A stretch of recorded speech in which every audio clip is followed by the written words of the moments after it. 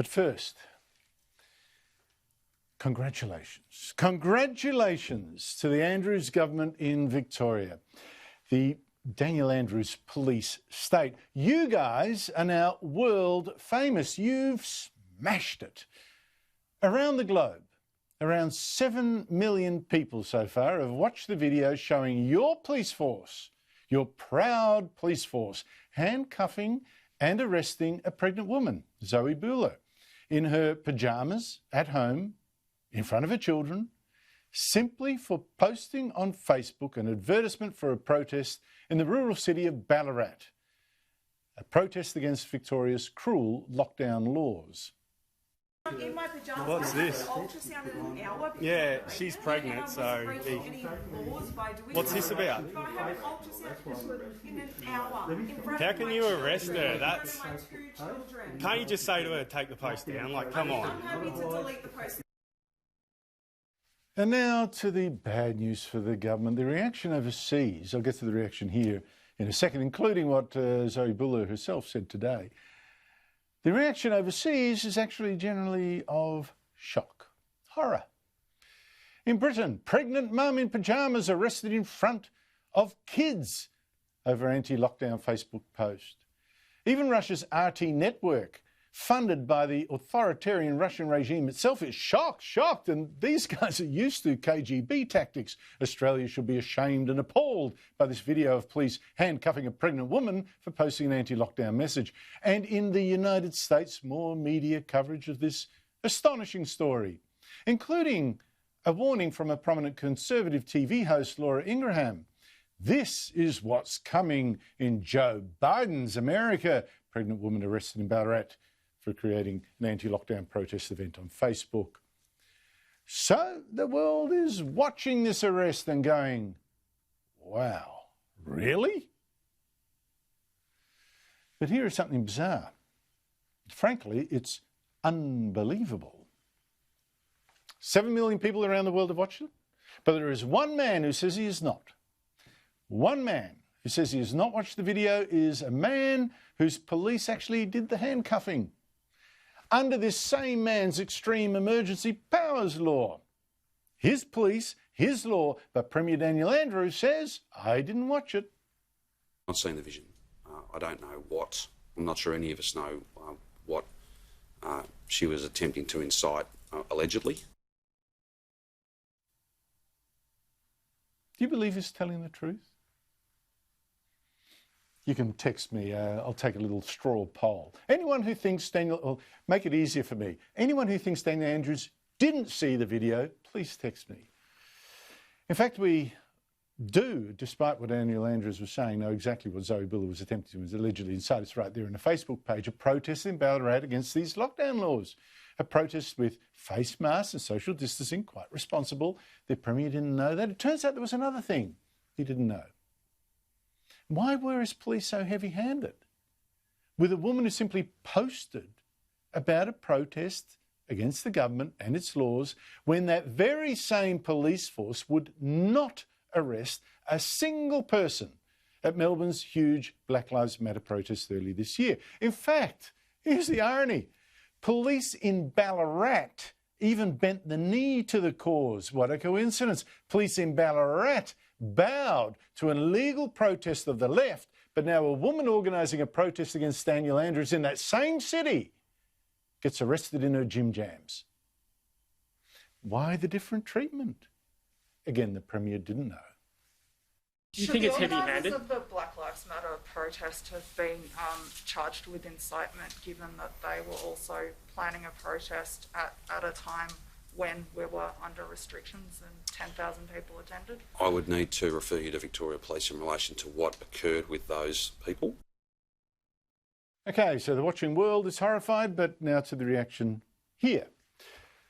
Well, if the police wanted to scare the bejesus out of people, scare them out of protesting against these terrible bans, they sure succeeded, at least with Zoe herself.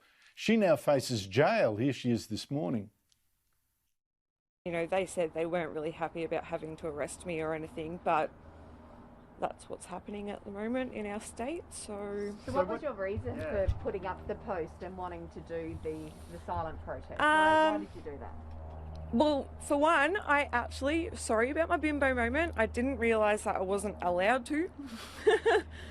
And I did kind of want to protest in Melbourne, but obviously I knew I wasn't allowed to do that. So I just wanted to feel like I was doing something, you know, standing up for human rights. And, you know, I'm just a passionate person, and I'm sick of the lockdowns. I'm sick of hearing about suicides. I personally lost my job, you know, and just sick of watching the economy collapse. It's getting to the point where, I wanted to peaceful protest, and I don't want anyone going to jail or anyone getting hurt or, anything like that. So, I'm not going to sit here and encourage protesting. It's sad though, I wish I could, but, I don't want to encourage it and then watch people be hurt, if they do go and protest, if there's forceful arrests and stuff like that. So I don't even know. It's just so emotional, like I'm just baffled. Would you still go and protest if you could? No, I'm too scared now. And it's fear-mongering. That's how I feel.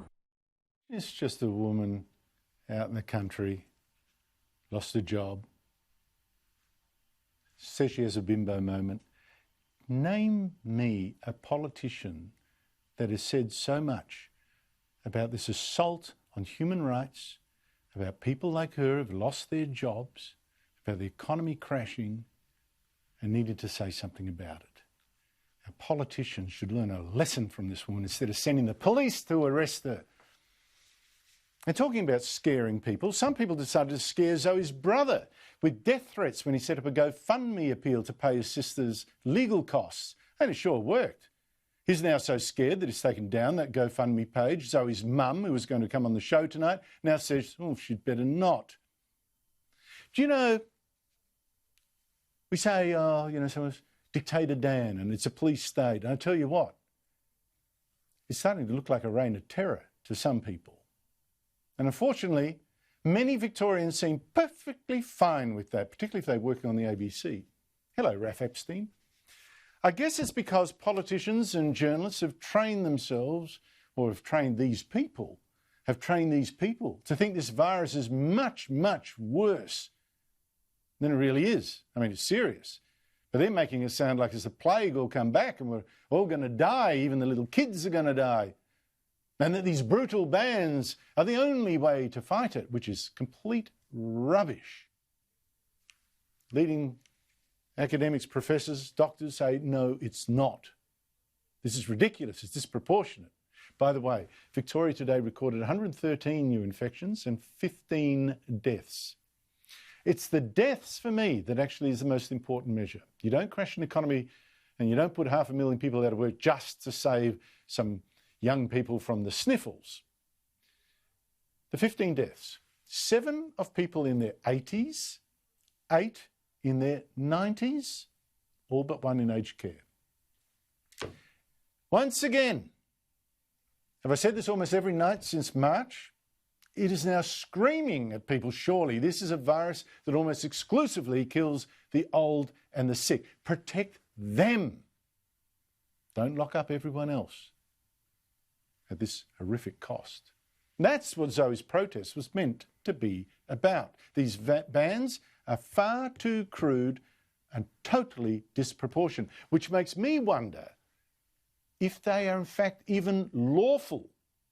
Because these bans, those police, came under a state of emergency law that is supposed to be for the purposes, says a report to Parliament, the purpose of eliminating or reducing the serious risk to public health. And you tell me, what was the serious risk posed by a protest in Ballarat where there are just 4 people in the entire city who are sick? And what's more, a protest in the open air with this very little chance of infection, in the open air with face masks on and social distancing. Risk about 0. But the Premier wouldn't accept that reality today. Well, what if 1.5 metres isn't maintained? What if one person isn't wearing a mask? What if someone's not wearing their mask properly? Like, all of these things, they're unacceptable risks. There are rules. We're not going to change those rules. Protests are not smart, they're not safe, and they're not lawful. What if the mask isn't being worn properly, says the man speaking without a mask? Well, if social distancing isn't maintained, let the police then arrest that person. But they have this argument, oh, the protest is unlawful, because it's unlawful. So don't you dare hold even a safe protest against that or anything else. The rules in Victoria are that it is not the time to protest. You don't need to protest. You don't need to protest, says Dictator Dan, overseeing an administration which has got everything to protest against. You just need to obey.